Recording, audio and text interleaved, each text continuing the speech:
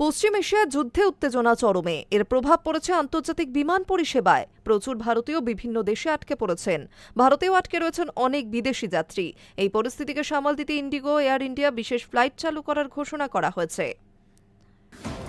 পশ্চিম এশিয়ার উত্তেজনা চরমে। একদিকে সৌদি আরব, কুয়েত, সংযুক্ত আরব আমিরশাহী, কাতারের মতো উপসাগরীয় দেশগুলিতে ইরানের লাগাতার হামলা, অন্যদিকে আমেরিকা, ইসরায়েল, তেহরানে আঘাত। সব মিলিয়ে গোটা অঞ্চলের আকাশপথ অস্থির হয়ে উঠেছে। এর প্রভাব পড়েছে আন্তর্জাতিক বিমান পরিষেবায়।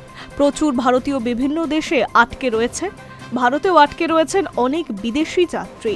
এই পরিস্থিতিতে দুটি ভারতীয় বিমান সংস্থা ইন্ডিগো ও এয়ার ইন্ডিয়া স্বস্তির খবর দিল।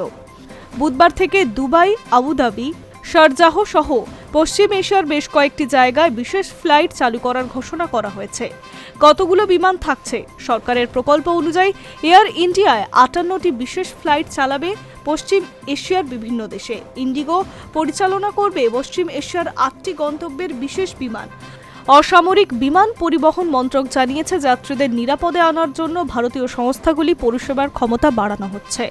এয়ার ইন্ডিয়া জানিয়েছে, দিল্লি ও মুম্বাই থেকে জেদ্দা পর্যন্ত একটি রাউন্ড ট্রিপ চালানো হবে। মাস্কাটেও নির্ধারিত ফ্লাইট পরিচালনার পরিকল্পনা ইতিমধ্যেই চূড়ান্ত। সংস্থাটি বলছে, সব বিশেষ ফ্লাইট ভারত ও সংশ্লিষ্ট বিদেশি দেশের অনুমতি নিয়েই চালানো হবে।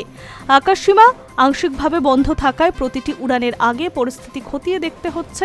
প্রয়োজনে ঘুরপথে পরিষেবা দেওয়া হবে। অন্যদিকে ইন্ডিগো জানিয়েছে, পশ্চিম এশিয়ার 8টি রুট এবং ইউরোপের একটি নির্বাচিত রুটে বিশেষ বিমান চালানো হবে। 28শে ফেব্রুয়ারি থেকে শুরু হচ্ছে ইরানের সঙ্গে আমেরিকা ও ইসরায়েলের সামরিক সংঘাত। তারপর থেকেই উপসাগরীয় আকাশসীমায় বড় অংশ বন্ধ। স্থানীয় সংবাদ মাধ্যম দাবি করছে, অনেক দেশে বিমান পরিষেবা প্রায় স্থগিত হওয়ায় যাত্রীদের ওপরে ব্যাপক বিপর্যয় নেমে এসেছে। এই অবস্থায় ভারতীয় যাত্রীদের ফেরাতে বিশেষ বিমান চালু করা হলো। সংঘাতের মাঝে মঙ্গলবার এয়ার ইন্ডিয়া আরও একটি ঘোষণা করছে। 12ই মার্চ থেকে সব অভ্যন্তরীণ ফ্লাইটে 399 টাকা সারচার্জ বসবে। আন্তর্জাতিক রুটগুলিতেও ভাড়া বাড়ানোর সিদ্ধান্ত নেওয়া হয়েছে। বিভিন্ন সংস্থার দাবি, জ্বালানি সংকট ও রুট পরিবর্তনের প্রয়োজনীয়তার জন্যই এই সিদ্ধান্ত বাধ্যতামূলক। Hi News network.